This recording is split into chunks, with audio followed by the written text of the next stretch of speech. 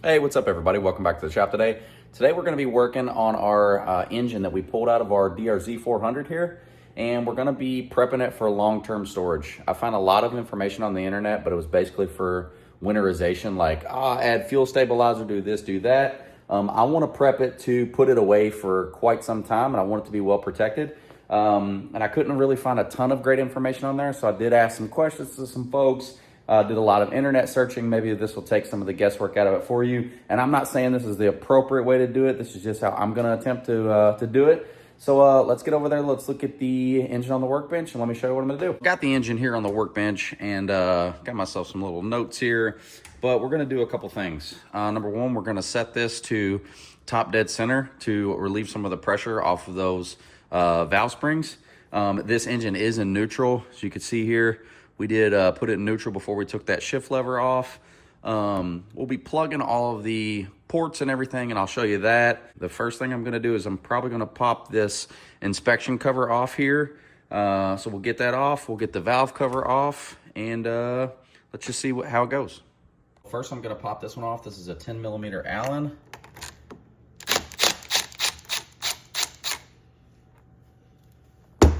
You do have an O-ring behind there, so don't lose that. That'll give us access to that, and that is a 17mm nut in there we need to spin. And this one up top is an 8mm Allen. I'm gonna pop it off.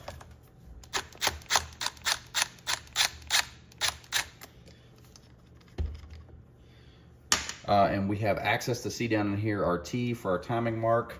And let's get this valve cover off next. All right, these 3 bolts up top for your valve cover are a 6mm Allen.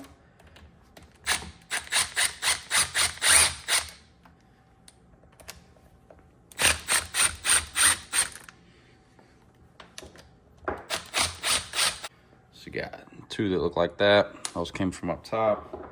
And the other one's got this, it's like a little shoulder bolt. It goes down on this one. So we've got those 3 off. Our valve cover should pop off. All right, there's our valve cover off. So in order to rotate this engine over, we're gonna use a 17mm, and you're gonna wanna go counterclockwise. You're not gonna wanna go clockwise. You're gonna wanna go in the reverse direction. Also see, as we're spinning this here, you'll see the cams move. See the cams move up there? Now what we're gonna be looking for, all right, so this little port right here, there is, and I'm gonna spin this, you'll see it rotating, and I'm going counterclockwise. There's a T in here. Now you see how we have that T in the middle, and the camera's a little crooked, but you get the idea. That line should be straight in the middle of that hole. Now, that doesn't necessarily mean you're at top dead center.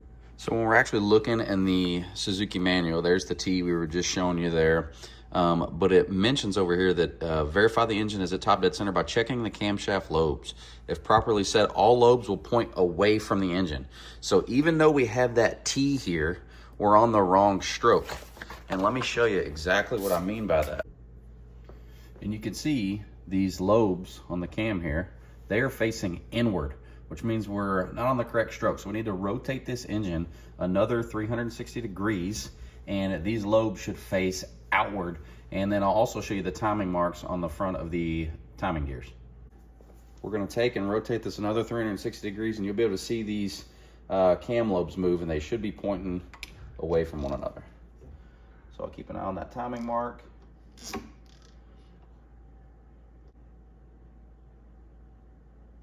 Okay, we've rotated that another 360 degrees, and you can see both of these cam lobes point outward. And let me show you that indexing mark. You can see the T mark is right in the middle.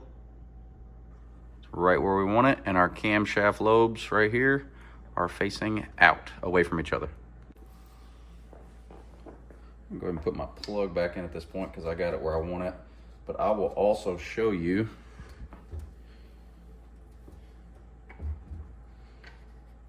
those timing marks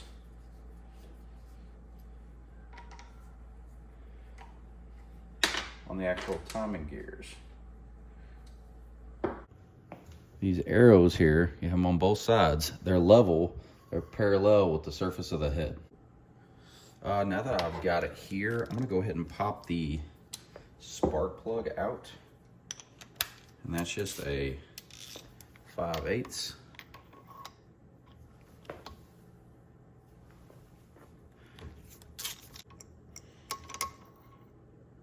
I'm going to pull that plug, and I'm just going to pump.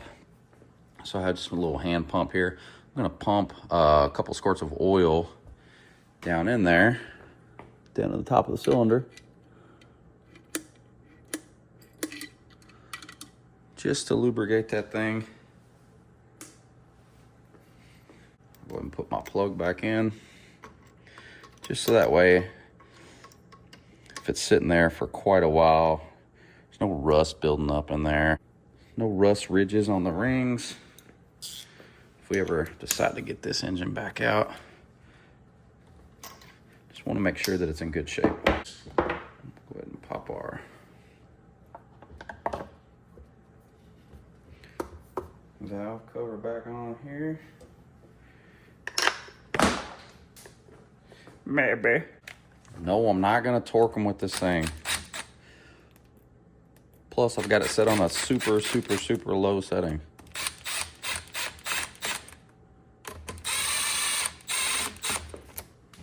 Look, I've got it set on 1. Won't give it any torque.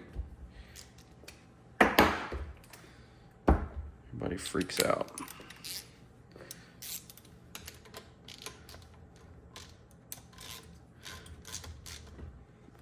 Just snug them up.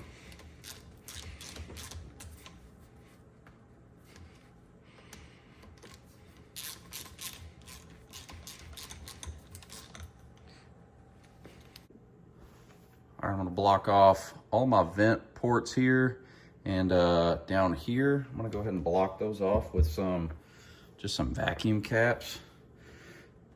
If I can get the things on there. This is just keep anything from getting in there over time. And all that, you don't have to probably do half of this stuff. This is probably all just extra, but I'm cool with extra. Go ahead and block off my coolant passages here. I'm just gonna use some rolled up shop towel. I don't have any vacuum caps or anything in there really that large. So I pretty much just want to keep moisture out, keep stuff from creeping on in there. Go ahead and plug up my exhaust port as well. The same for my intake port.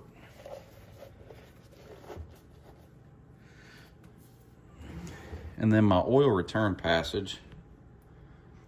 My oil return passage is down here. I'm gonna throw a little bitty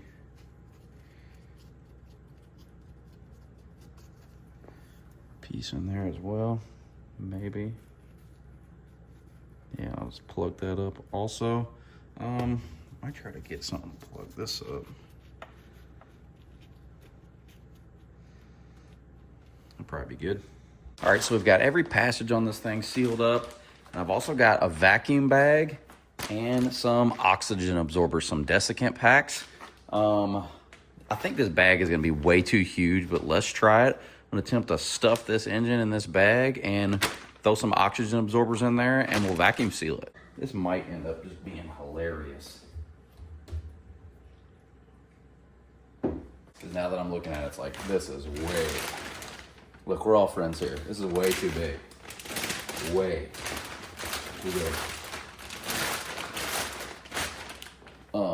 I got an old crappy, save all of our old bath towels and just reuse them in the garage for shit. So let's set this down on there.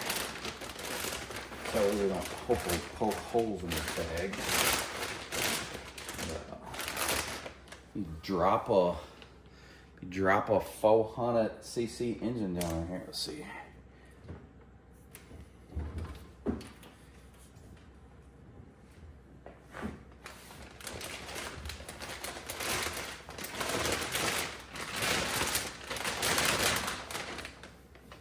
Dude, I could put 9 engines in there. I don't know if that's gonna work. All right, now I gotta figure out. I'm supposed to seal this somehow with some sort of sealer. Oh. Always get myself into the worst predicaments. Let me figure out how this thing works. Oh, that ain't bad. No. That's really easy.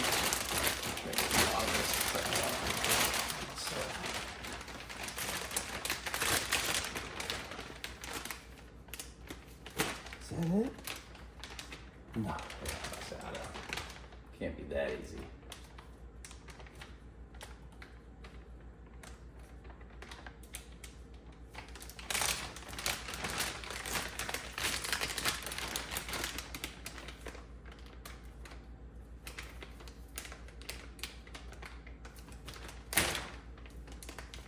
Easy. Okay, it's sealed. I feel like Austin Powers. One pump. Oh, that's not mine. That's not mine.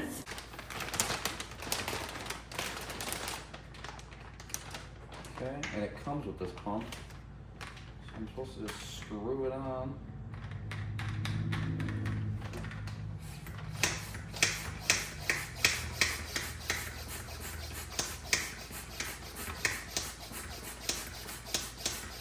I don't even think this is getting any smaller. Then again, it might just be because it's freaking huge. I wonder if I could just hook a vacuum up to that.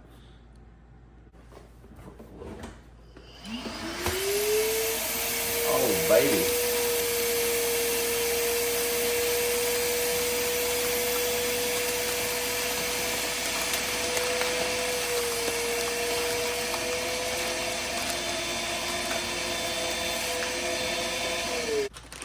I got so excited I forgot to put in the oxygen absorbers.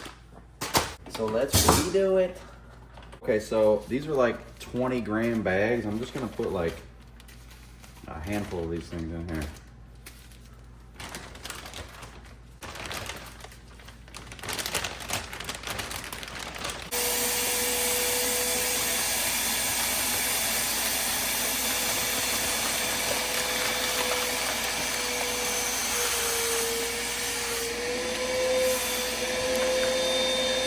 Boom. So that was it. I think we got our DRZ400 engine prepped and ready for long-term storage. If you guys would have did anything different, please let me know. Obviously never done this before. As always, I appreciate everybody for watching. Until next time, thank you. Take care.